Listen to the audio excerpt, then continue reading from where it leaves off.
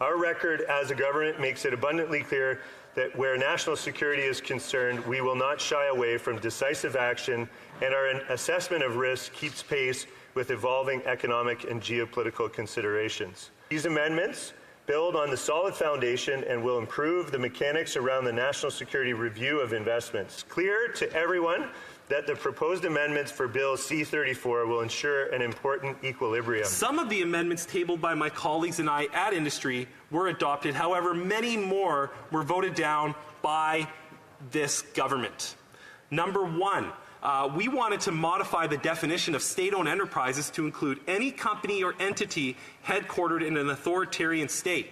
They rejected that. Number two, we wanted to list specific sectors necessary to preserve Canada's national security. They rejected that.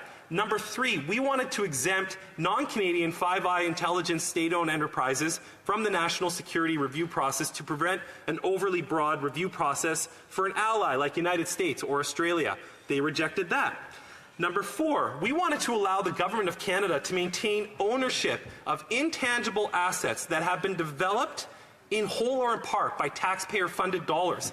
They rejected that. Number five, we wanted to allow the minister to go back and review past state-owned acquisitions through the national security review process to allow for a flexible review process.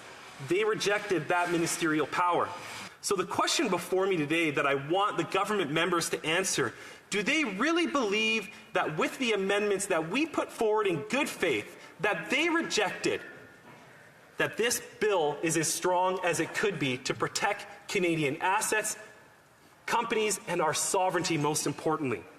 I don't believe that they can answer with a yes, Mr. Speaker.